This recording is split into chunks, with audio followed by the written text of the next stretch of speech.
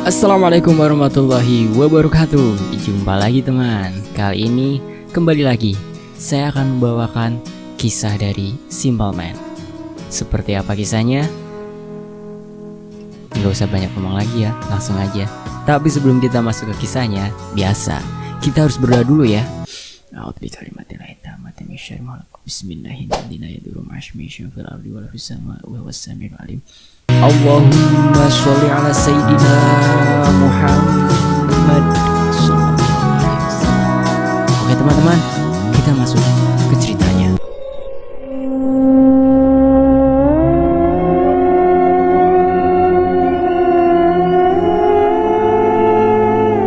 Putri yang mendengar hal itu mengatakan bila dirinya pulang bekerja shift malam, dia sering melihat Bu Rismoyo berkeliaran.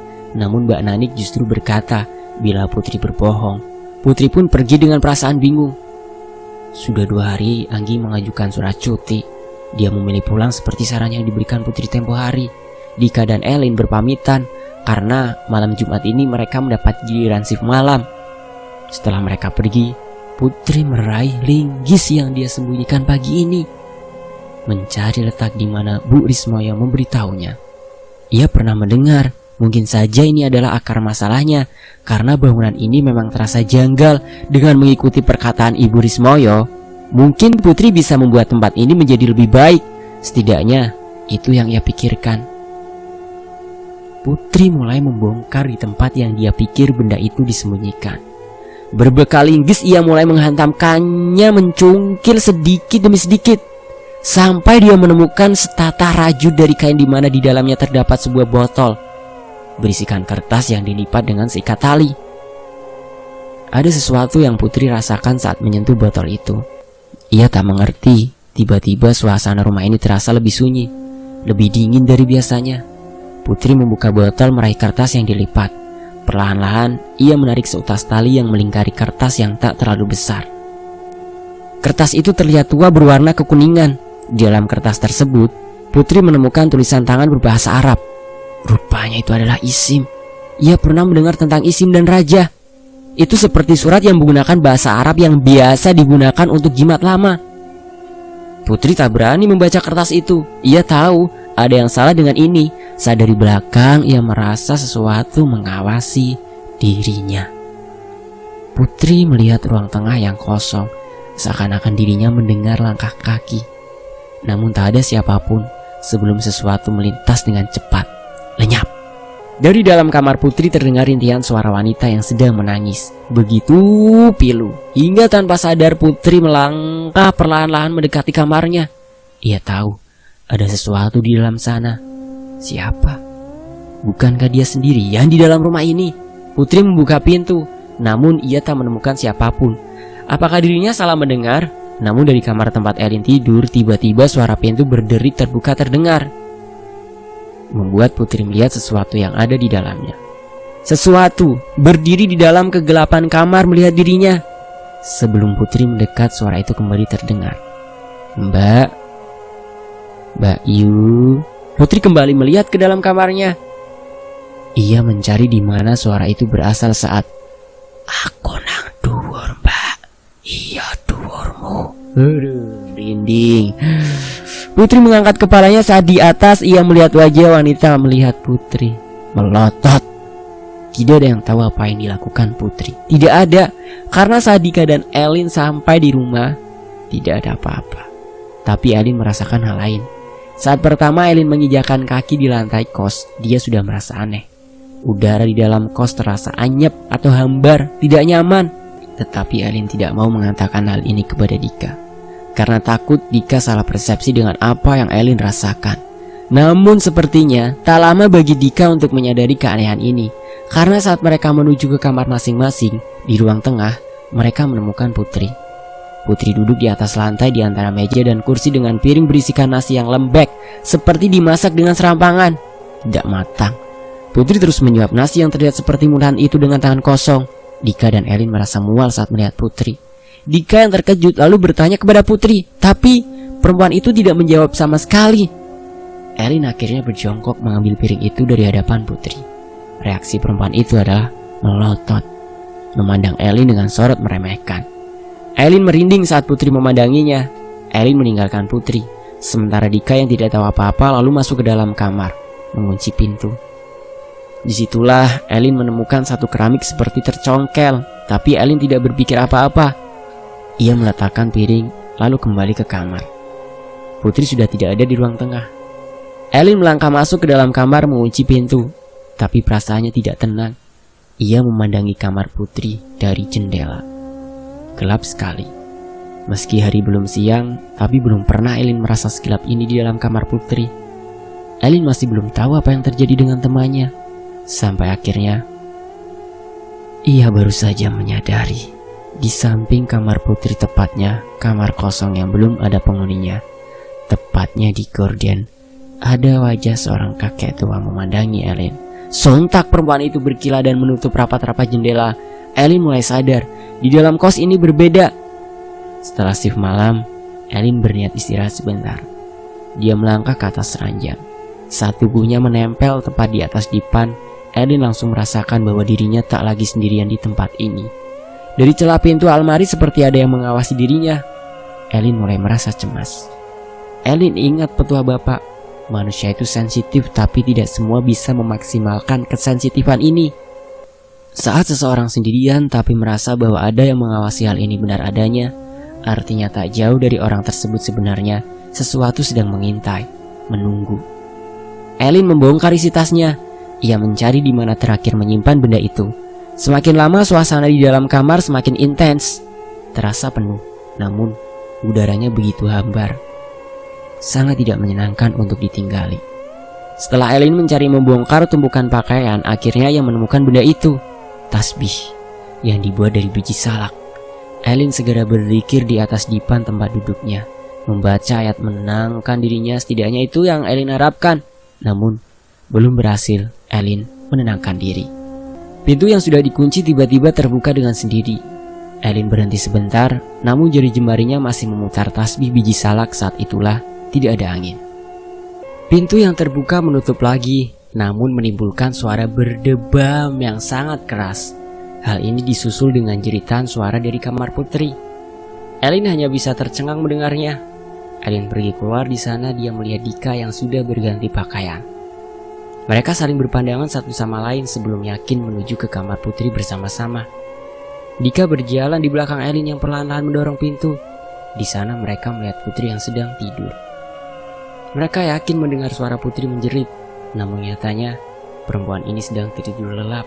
Aneh, karena tidak ada orang lain yang ada di dalam sini kecuali mereka bertiga.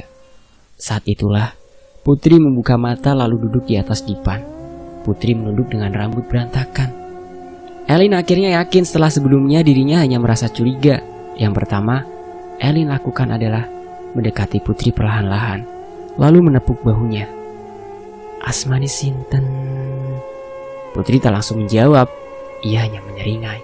Dika melihat ke arah dua temannya, bingung.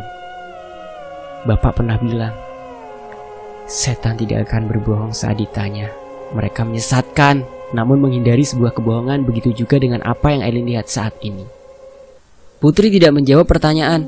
Ia menghindari pertanyaan itu dengan tertawa cekikikan, membuat Elin merasa ngeri. Elin menyuruh Dika mengambilkan air putih. Saat Dika pergi mengambil air, Putri melihat Elin. Ojo mau ulangi maneh yo, sing mau lakokno iku ra ono gunane. Dika kembali dengan segelas air yang diambil oleh Elin. Elin meminumkan air putih itu kepada Putri, lalu perempuan itu tiba-tiba menjadi tenang. Ia kembali tidur. Elin lalu pergi keluar. Dika sudah siap dengan banyak pertanyaan saat Elin mendekati kamar kosong itu. Ia mencium aroma kembang yang menyengat dari kamar itu. Elin berusaha melihat apa yang ada di dalam sana, namun tertutup oleh gorden. Dengan perasaan tidak tenang, Elin lalu berkata kepada Dika, "Putri kerasukan." Elin menjelaskan di belakang Putri ada perempuan, rambutnya panjang, menjilati rambutnya. Dika hanya menggeleng tak percaya. Ada batasan saat manusia tanpa sengaja melihat makhluk seperti itu adalah saat dua-duanya sedang sial. Tapi berbeda bila mereka sengaja menunjukkan wujudnya, apalagi bila bukan mengancam. Hal ini yang ditakutkan Elin, sehingga dia memutuskan keluar siang-siang buta itu. Elin berkata kepada Dika agar dia menjaga Putri sebentar. Dia akan kembali dengan pengelola, menceritakan semua. Dika awalnya bingung sampai dia menyadari dia sendirian di rumah ini dengan Putri yang bersikap aneh. Namun Dika mencoba untuk tenang sebelum pintu kamarnya terbuka. Dika menuju ke kamarnya karena sekilas ia melihat seorang anak kecil seperti melintas, diikuti suara ranjang berdencit seperti diinjak-injak oleh seseorang. Namun tubuhnya mendadak merasa lebih dingin dari sebelumnya saat melihat Putri. Saat Dika melewati pintu kamar, ia tak menemukan apapun, hanya kamar kosong. Merasa tenang, Dika berniat kembali ke tempat Putri. Namun sebelum dia menutup pintu kamar, matanya menangkap sepotong tangan bersembunyi di atas almari yang kemudian lenyap begitu saja. Dika yang merasa bahwa Elin benar lalu berlari menuju pintu keluar saat ia melihat Elin sudah datang dengan wanita pengelola. Elin mengajak wanita itu masuk cepat-cepat. Dika mengikuti dari belakang. Pintu kamar tempat Putri berada dibuka. Mereka melihat Putri menatap mereka semua. "Ono opo?" tanya Putri kepada mereka. Pengelola itu mendekat menyentuh kening Putri. "Gak apa-apa. Kerasukan opo? Ojo aneh-aneh," kata si pengelola kepada Elin. Putri berniat turun dari ranjang namun tubuhnya hampir saja kehilangan keseimbangan. Pengelola mengatakan kepada Elin, bila Putri hanya sakit biasa, gak ada hubungannya dengan apa yang Elin katakan. Meski tidak yakin, Elin tidak dapat berbuat apa-apa. Dika pun memilih hanya diam, menemani Putri di kamar. Siang ini, harusnya Putri bekerja, namun sepertinya ia izin. Langit mulai gelap, suara adzan maghrib baru saja berkumandang. Dika dan Elin duduk di ruang tengah. Entah keberapa kali mereka melihat kamar Putri. Lampu di dalam kamarnya tak kunjung menyala sejak siang tadi. Setelah minum obat membuat dua perempuan ini was-was. Setelah menunggu, akhirnya Elin tidak sabar. Ia berdiri menuju ke kamar Putri, mengetuk pintunya. Dari dalam terdengar suara Putri menyuruh Elin masuk. Dika hanya mengawasi dari jauh. Saat itu, lagi-lagi Dika mendengar suara keciput saat kaki menyentuh keramik, diikuti suara anak. Namun setiap kali melihat ke sana kemari, Dika tak melihat siapapun, hanya suara-suara yang sangat pelan, seperti suara anak-anak sedang bermain. Menunggu Elin kembali, padahal Dika sudah ingin pergi mandi, membuat perempuan ini akhirnya acuh. Ia berjalan menuju kamar mandi seorang diri. Dika sudah menutup pintu kamar mandi. Suara air yang keluar dari pancuran adalah satu-satunya suara yang Dika dengar. Kamar mandinya kecil dengan satu bak plastik besar. Di atas tembok ada balok untuk ventilasi, di mana Dika bisa melihat daun pohon pisang. Malam ini angin berembus masuk. Gayung berisi air perlahan membasuh kepala Dika hingga badan. Airnya segar namun beraroma anyir. Namun Dika tak menemukan keanehan apapun selain air bening yang keluar dari pancuran. Dika menggosok tubuhnya dengan sabun saat suara orang menangis tiba-tiba terdengar di telinganya. Suaranya pelan, nyaris tak terdengar. Arahnya dari balik tembok, namun Dika meyakinkan diri di belakang hanya ada kebun pisang milik tetangga. Mana mungkin ada orang menangis. Namun Dika menjadi ingat sesuatu bila mendengar suara pelan yang tak ada wujudnya. Bisa saja itu. Dika tak memperdulikan. Ia cepat-cepat mengguyur tubuhnya lagi. Namun aroma anyir semakin tercium di hidungnya saat Dika tanpa sengaja melihat ke lubang ventilasi di mana dia melihat wajah seorang wanita tua melirik menatap dirinya. Dika berteriak. Berbekal handuk untuk menutupi tubuhnya, Dika berlari keluar. Ia bertemu dengan Elin dan Putri yang berwajah pucat. Wajah mereka tampak terkejut melihat Dika. Dika tidak tahu kenapa wajah mereka tampak seperti itu. Saat itu juga Elin mengatakannya, "Geteh." Dika melihat sekujur tubuhnya. Saat itu ia baru saja memandikan darah. Putri menjerit memalingkan wajah saat mereka menyadari sesuatu mendekat. Seorang wanita tua yang Dika lihat berjalan mendekat. Ia menyeret satu kakinya. Putri menyebut sebuah nama. "Bu Rismoyo, itu orangnya Lin." "Rapopo, aku gak jarak." Dika melangkah mundur, berdiri bersama yang lain. Bu Rismoyo mendekat lalu bertanya, "Nang di kertas senduk." Wanita tua itu melihat Putri, namun perempuan ini terlalu takut. Elin lalu membujuk Putri, di mana dia menyimpan isim itu. Benda seperti itu tidak baik bila disimpan. Putri masih tak berani menatap wajah Bu Rismoyo. Namun dia mencoba mengingat-ingat sampai Putri akhirnya ingat di mana kali terakhir dia menyimpan benda itu di dalam perutnya. Bu Rismoyo mendengarnya lalu tertawa cekikikan. Dia lalu berbalik mundur. Elin yang melihatnya segera menghentikannya. Ia bertanya, apa maksudnya ini? Dengan sorot mata melotot, Bu Rismoyo lalu melihat keseluruhan ruangan sambil menyeringai. Wes rame, turwa bareng ae, Nduk. Tapi anehnya Bu Rismoyo sempat melihat kamar kosong itu cukup lama, sembari mengedah-ngedahkan kepalanya. Lalu pergi dengan menyeret satu kakinya. Elin lalu menarik Putri dan Dika menuju ke kamarnya. Bu Rismoyo pergi lewat pintu belakang, meninggalkan mereka bertiga. Di dalam kamar Elin, mereka bertiga sudah mengenakan rukuh, wirid semalaman. Sedangkan di luar kamar terdengar suara seperti seseorang saling berbicara satu sama lain. Putri menghentikan wiridnya, namun Elin yang tahu akan hal itu segera menegurnya. Ia bilang cuma malam ini. Malam semakin larut, suara orang sudah menjadi suara benda-benda yang berjatuhan. Elin bilang untuk tak ada satupun dari mereka yang membuka mata, karena setelah ini gangguannya semakin hebat. Putri serta Dika hanya mengangguk, hanya Elin yang melanjutkan. Namun Putri mulai goyah. Ia mendengar bisikan dari seorang wanita yang meminta tolong. Lembut sekali suaranya. Ia memohon agar Putri membantu dirinya. Udara sangat dingin. Elin saja belum pernah semerinding ini. Putri semakin lama mulai penasaran. Suara siapa yang berbisik di telinganya? Orang Jawa mengenal dengan nama Jalayatan, yang berarti singgah. Hal ini yang Elin lakukan. Mereka bertiga singgah untuk pamit. Elin membawa Putri dan Dika untuk masuk ke dunia mereka sebelum pergi, lalu menutup semuanya. Sehingga mereka tak lagi sama-sama melihat. Namun Putri tidak kembali. Putri melihat langit-langit. Pandangan matanya kosong. Hal ini terjadi bahkan saat Elin menepuk pipinya berulang-ulang kali. Saat itu terjadi, Dika tak lagi merasakan suasana mengerikan itu lagi. Seakan lenyap. Hanya Putri seorang yang menjadi aneh. Semalaman mereka tidak tidur menjaga Putri. Pagi ini Elin berniat mau kembali ke pengelola. Saat dia melangkah keluar pintu, saat itulah Pak RT datang dengan seorang lelaki tua berpakaian putih. Melihat Elin sembari menggelengkan kepala, Putri digendong Pak RT. Ia dibawa ke kamar Bu Rismoyo. Sementara orang berpakaian putih itu berbicara dengan Mbak Nanik yang seperti marah-marah. Elin melihat Bu Rismoyo melihat anak-anak perempuan itu dengan ekspresi datar, berbeda sekali dengan saat malam itu. Setelah terjadi dialog, orang itu pergi masuk ke kamar Bu Rismoyo bersama Putri yang hanya bisa bengong saja. Elin dan yang lain menunggu di luar. Sesuatu sedang dilakukan cukup lama, hampir seharian, saat lelaki itu keluar untuk memarahi Elin. Gak semua orang bisa kayak begitu. Bisa jadi kamu lebih baik pergi ke kos teman cuma semalam saja daripada nekat kayak begitu. Untung temanmu gak sampai hilang. Elin tahu apa yang dilakukannya beresiko, namun saat itu kepalanya sudah buntu. Ia terpaksa melakukannya. Lelaki itu menunjukkan isim raja yang entah bagaimana bisa keluar dari perut Putri.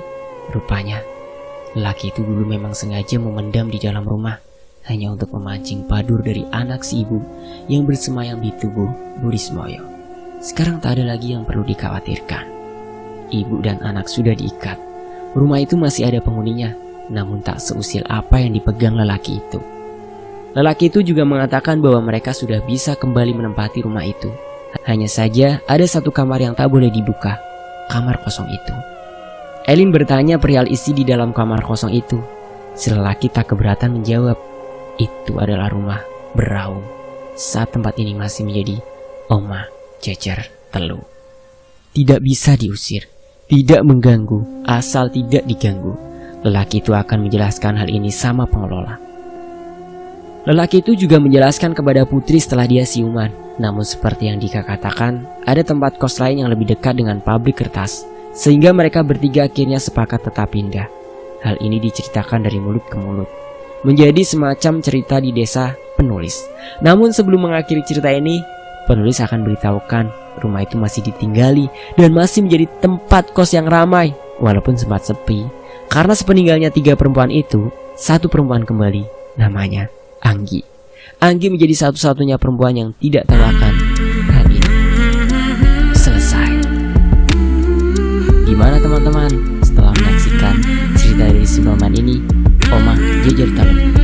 apresiasi setinggi-tingginya ya buat Simple Man. Tidak diragukan lagi, Simple Man emang mantap. Saya pamit undur diri. Wassalamualaikum warahmatullahi wabarakatuh. Sampai jumpa teman-teman.